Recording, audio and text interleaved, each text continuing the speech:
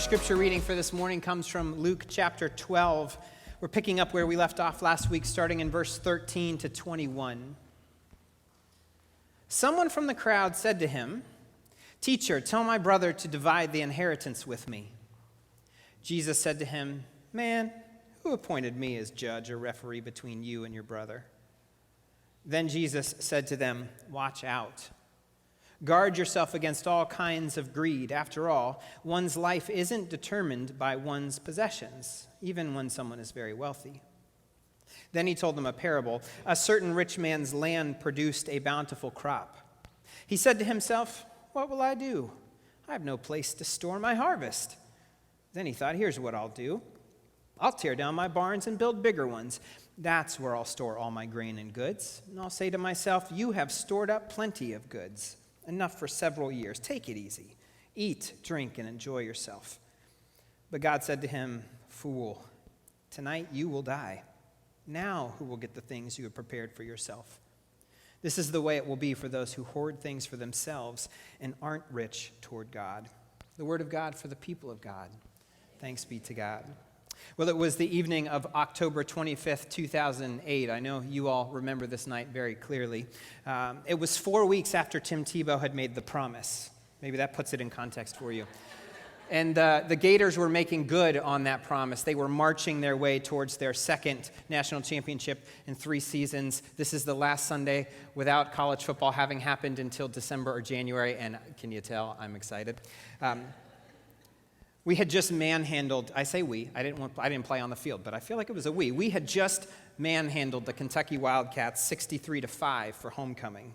They beat us last year. As we were walking back across campus to the Gator Wesley Foundation, the United Methodist Campus Ministry where I worked and conveniently parked for football games, I missed that dearly.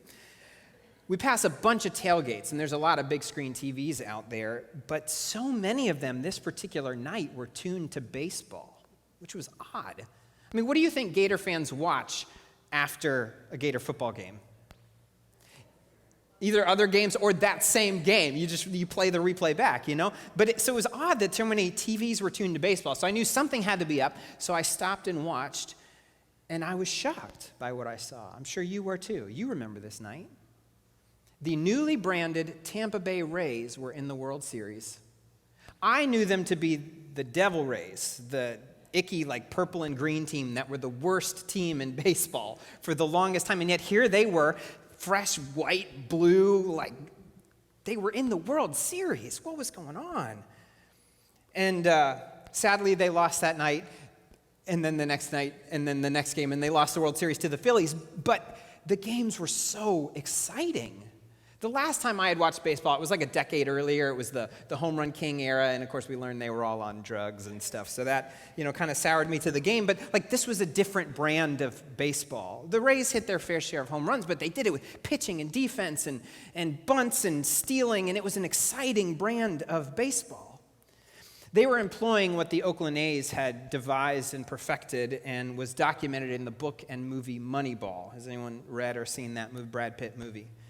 You see, teams like Oakland and Tampa, they didn't spend money on players to the same rate that other teams would. Sometimes it's that they couldn't, sometimes it's that they wouldn't, because your owners get a huge tax write-off when you lose money owning a baseball team. But anyway, for whatever reason, they wouldn't shell out for all these home run hitters. And so behind the scenes, there was a growing group of people in these organizations that said, okay, we might not be buying the power, but we still want to win. Is there another way to win? Is there a cheaper way to win? In an iconic scene from the movie, Brad Pitt, who plays the general manager, convenes a meeting with all of the scouts, and the scouts are all old school guys. They're looking for this guy looks good, I got a feeling about him, and he throws out their pages of recommendations and slides to them pages with new names. And they thought all these guys were terrible, but they all had one thing in common: they could get on base. They could get on base, whether it was a hit or a walk or getting hit by a pitch. Some people are good at that for some reason. They could get on base. And what doesn't happen if you get on base? An out, exactly. And the more people on base, the more pressure it puts on the pitcher and on the defense. You start to get in their head. They start to get out of their rhythm. And eventually you get enough people on base, and then more people get on base. You start to score what? runs, right? We've heard of baseball before. This is how it works, right? Fewer outs, more runs, more wins. Last week we started a new series called, This Is Not the Life. We're talking about the good life, how to live the good life, a life of meaning and purpose, one of connection and joy. How can we design our life, craft our life, intentionally live our life in such a way that we are bringing God glory and doing what God has called us to do while also enjoying it, which I would hope those things would be connected, that God would want us to live the kinds of life and lives that we can enjoy. How do we do it? But more importantly, especially in today's world, what stands in our way? And I say in today's world, but we're keying it all off of things that Jesus taught specifically about in Luke chapter 12. And so last week we talked about hypocrisy, the difference between the outside and the inside of our lives. And of course, we want to not do the traditional form of hypocrisy. We don't want to be those syrupy, sweet, nice Christians on the outside and just be absolute trash on the inside. I hope none of us want to be that way. But we talked about how there's other ways that our outside and inside can be disconnected. And particularly at the beginning of the school year, at the end of the summer, as we're getting back into the routine and swing of things, one of those ways that our inside and outside can be disconnected is if the things we say we value, the things we say are our priorities, do not reflect themselves in how we spend our time and other resources.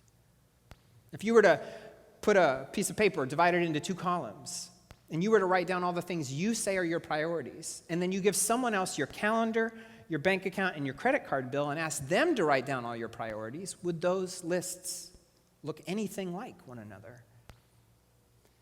So as we're in the process of building our routines and locking in our rhythms for this year, that will shape us, and especially if you're a parent, they're going to communicate to your kids what really matters.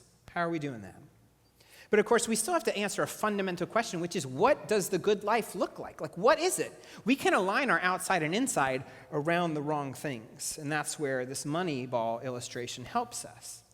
Because we tend to focus in Moneyball on the money part of it, right? This is how small budget teams beat the big budget teams. How does David beat Goliath? How do the Tampa Bay Rays beat the New York Yankees or the Boston Red Sox? But that's really not the question, because even now, teams like the Boston Red Sox hired away the Rays guy, and now they're playing Moneyball in Boston. You can have all the money in the world and still realize that there's actually a different and perhaps even better way to win.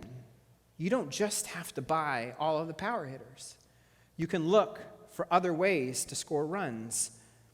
You see, the budgetary thing, the team salaries, that was just the presenting problem. But the presenting problem led the small market teams to ask the question that every team should have been asking. And that is, how do you actually win? What game are you playing, and what is the best way to win? So, let's look at Jesus play a little bit of Moneyball with the crowd. So we're picking up where we were last week. He's got thousands upon thousands of people who are crowding in to see him, hear him, touch him, try to witness one of the miracles that Jesus had a tendency to do on occasion. But Jesus had begun by talking just to his disciples, and then someone interrupts them. A guy from the crowd shouts, "Teacher, tell my brother to divide the inheritance with me." What is the presenting problem here? The inheritance, right? Okay, I need my brother to split the inheritance with me. And what was the inheritance? We've talked about this a couple weeks ago. We read The Prodigal Son. We talked about what inheritance looked like. It would be land and buildings and cattle and fields and really generational wealth, but also your livelihood. You know, you likely didn't own a storefront somewhere. Like, you had your fields and your land, your family land. That's how you supported your family. And so if this guy doesn't have that, he's in trouble. And he certainly needs some help here. And it could be a question of fairness, because there were rules, even back then, all that long ago, there were still rules about how inheritance was passed on. Like, the older brother would get more, but everybody got some. There were rules in the Bible too, because civic life and religious life were intertwined and oftentimes the same in ancient Jewish culture. And so there were rules and biblical laws about how the inheritance should be spread. And this guy is coming to Jesus to try to work through all this. And Jesus responds to him, "Man, who appointed," I love it. That's probably not how he said it, but I like to imagine that's how he said it. "Man, who appointed me as judge or referee between you and your brother?" Well, essentially what Jesus is saying is, why are you asking me? Which is a great question. Of course, he's Jesus. He's good at questions. In fact, some of Jesus' best teaching comes in the form of the questions that he asks. Why is this guy asking Jesus? Why are you asking me? Why is he asking Jesus? Certainly, there are other official channels to work this out, right? Surely there's some legal person or some, even just like the synagogue or the temple, there's got to be some religious person whose job it is to deal with these kinds of things. So either this brother has not gone through the official channels, or he's gone through the official channels and it didn't give him the answer he wanted. Which, to be fair, haven't we all been on the end of that? Anyone ever fight with their health insurance company? Right? You and your doctor know what you need, and the people in an office somewhere say, try these 20 other things first. Or maybe you've gone through this in the legal system or the government system or the IRS or the DMV or something like. We've all come up against institutions that are meant to be for goodness and fairness and just aren't. So maybe that's what happened. But Jesus goes on to then talk about greed, which makes me think perhaps this is more of a mom said no, so I'll ask dad. You know? I didn't get the answer I wanted, so I'm going to go to somebody else. And let me ask you, who is Jesus in this setting? We know him to be God in human flesh, the Messiah, the Son of God, the risen, resurrected Savior who's going to come again and all these. But who was Jesus in this setting?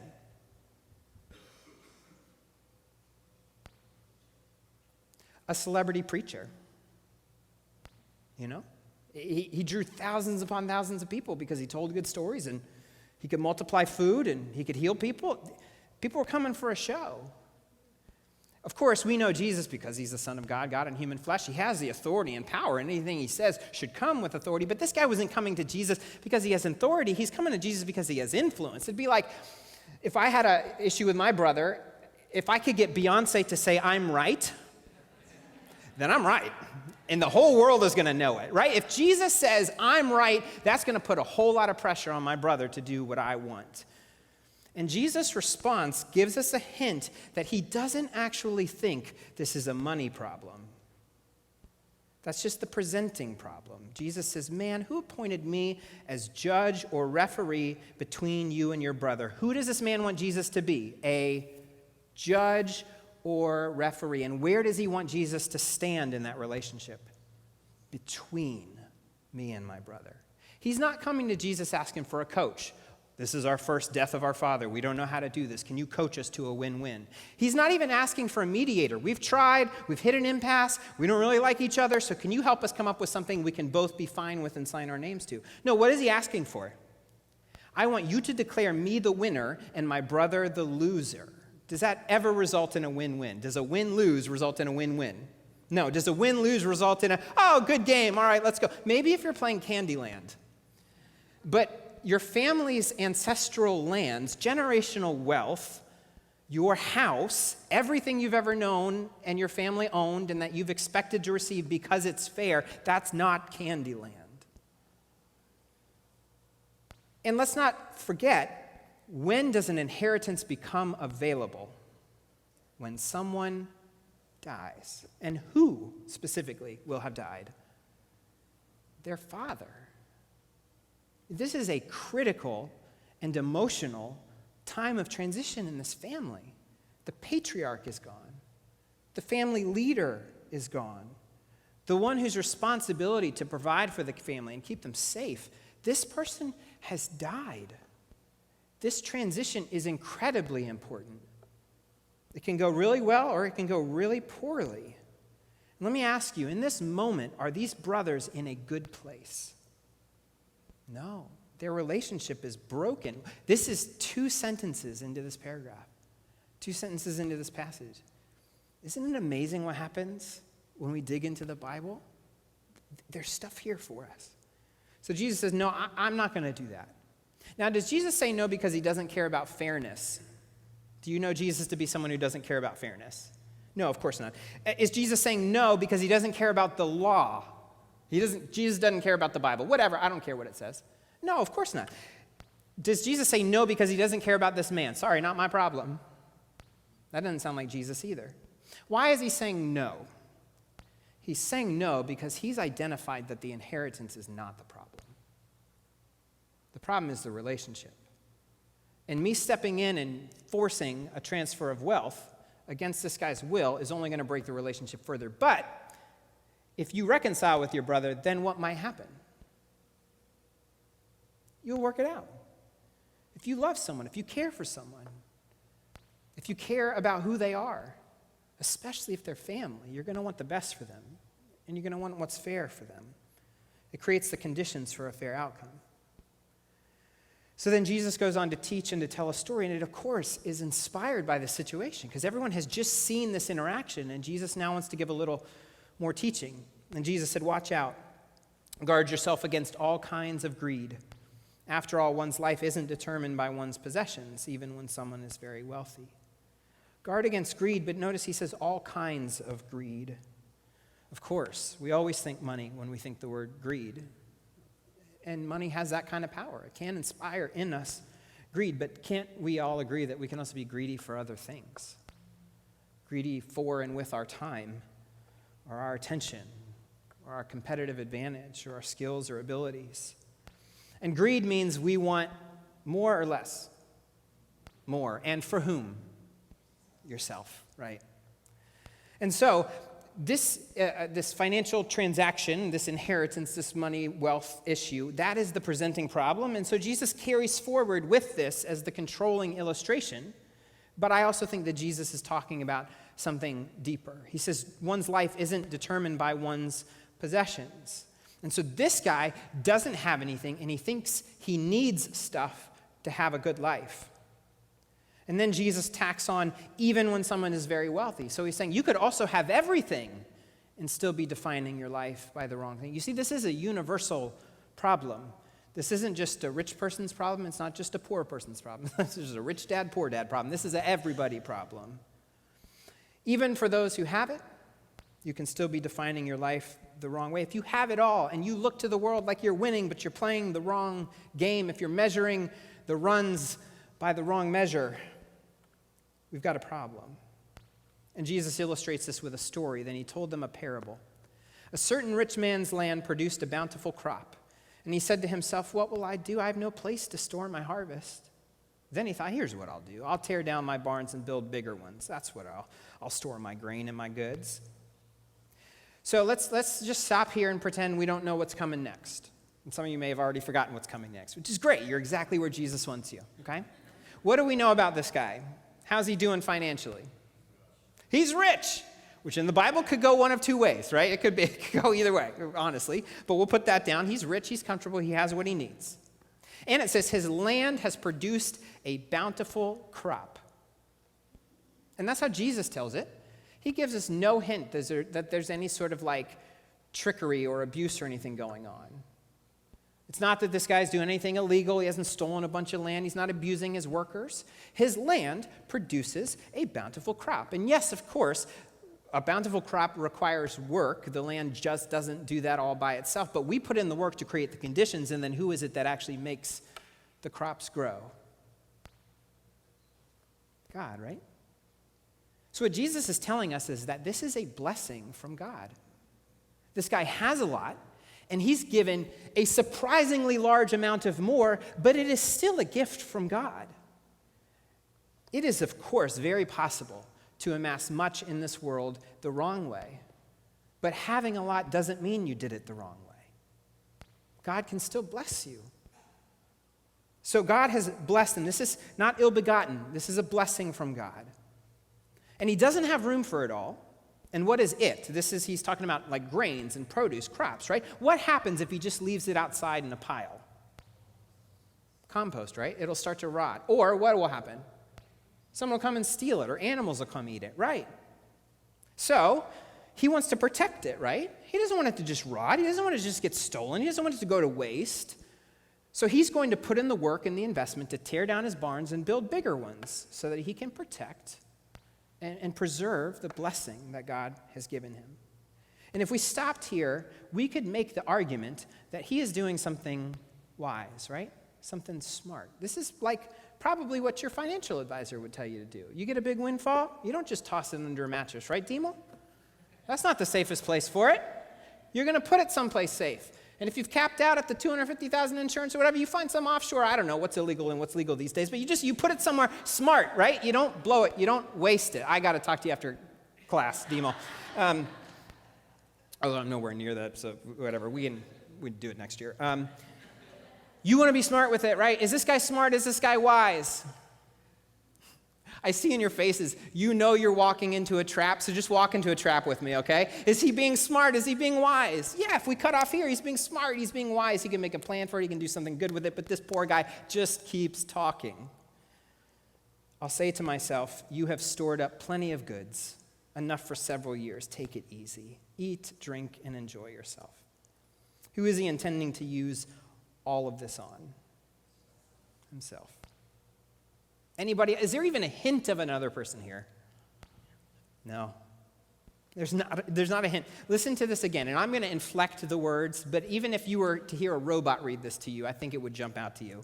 Then Jesus told them a parable. A certain rich man's land produced a bountiful crop, and he said to himself, "What will I do? I have no place to store my harvest." Then he thought, here's what I'll do. I'll tear down my barns and build bigger ones. That's where I'll store my grain and goods. And then I'll say to myself, self, you have stored up plenty of goods, enough for several years. Take it easy. Eat, drink, and enjoy yourself. You can't not hear it now. I've completely ruined this passage for you, or opened it up for you. Who is missing from this picture? Well, first off, God, right? This was a blessing from God. Jesus even communicates it in a way to make it clear this is a blessing from God. But what did he call it? My grain, my harvest. And how about any other person?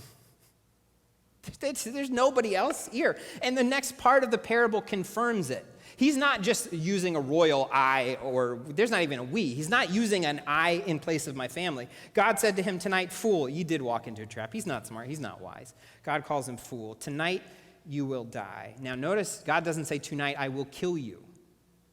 Okay, this is not a punishment. This is life. Any of us could die tonight. Tonight you will die. Now who will get the things you have prepared for yourself? What is this story about? What is all your stuff called after you die? An inheritance. How many of you, when we were reading this in the beginning, were like, this guy asked about inheritance, and now Jesus is talking about barns and rich people and stuff. Like, what's going on? This whole thing is about inheritance. And with the original question, was the inheritance the problem? No, what was the problem, Jeremy? Relationship. 100% gold star. So what do we think the problem is here? Is the problem here inheritance? No, Jeremy, what's the problem? Relationship. Exactly. Confidence. Just stay strong, man. Just shout anything. It's totally fine.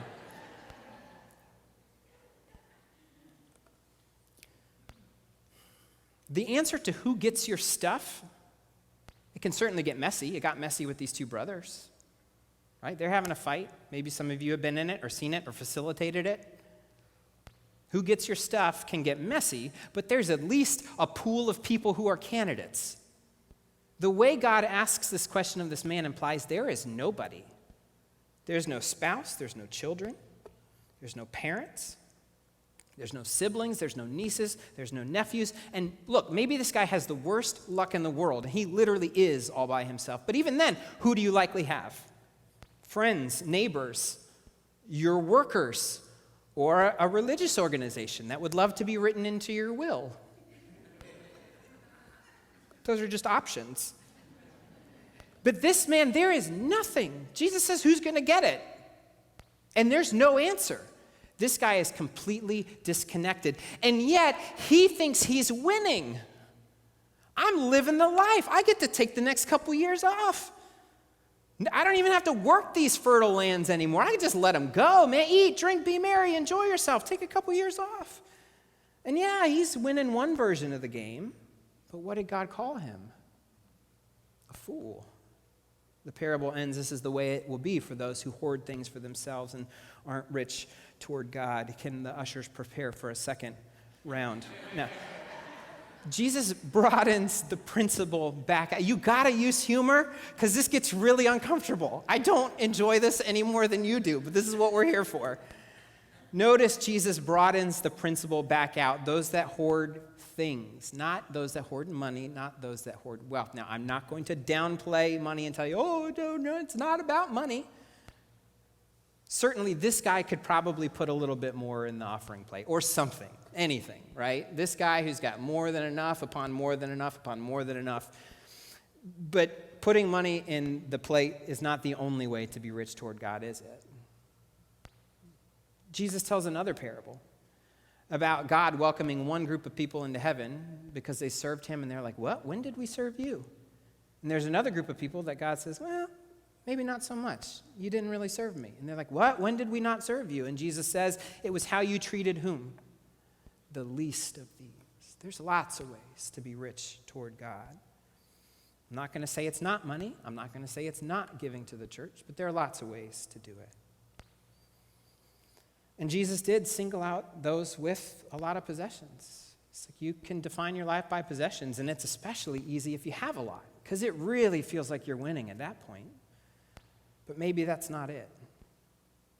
But I do think Jesus' underlying principle is broader, because the vast majority of the people he was speaking to that day in that crowd, the thousands upon thousands, were people who didn't have it. They were the kind of people who daydreamed about the mega millions and said, here's what I would do, ha ha ha, if I, not the people who are like, I can't do that. The prompting question was from someone who had nothing or little and thought he needed more to make life worth it. And then the parable was about someone who had everything and thought it made his life worth it. And so Jesus carries this theme through, but there's a broader principle here, because we all have resources that we can hoard.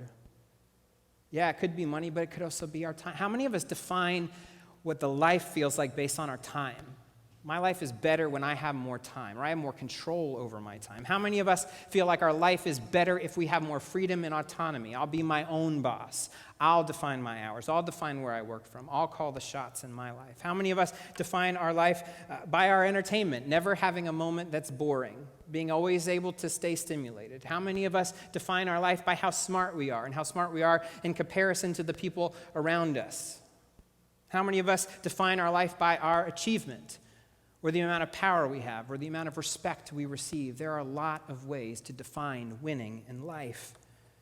But what game are we playing? And what adds up to the scoreboard? Jesus says the true measure is being rich toward God. What Jesus is asking us to do is to look at our life and to look at the blessings that God has given us, all of them, in whatever form they take themselves, and to remind us that we have been blessed to be a blessing. God is inviting us into the game, to get off the bench and to become a conduit of blessing. Now, is some of that blessing for us? Yes, absolutely. Is some of that blessing for our family? Yes, absolutely. There are Bible verses in the Gospels. Jesus criticizes the religious leaders for guilting people into giving the church money that they really need to be spending on their family. Does it honor God to bless our friends? Yes, 100% it does. And I see you all do this all the time. I see you take people on fishing trips. I see you help people take vacations. I see you help bring gift cards and meals to people. I see you give people rides. I see some of you do yard work or small construction projects for other people. I see some of you that are blessed with beach homes or vacation homes, offer them to families in the church that need to get away. I see you doing these things. These are part of how we bless one another, and that blesses God. But my question for you is, how do you measure the life? Because what we measure frames our focus. What we focus on sets our goals and how we go about achieving them. In our quest to live the life, the kind of life that God has for us, let's make sure we're measuring the right things. Because the right answer is never to win at the wrong game. Amen.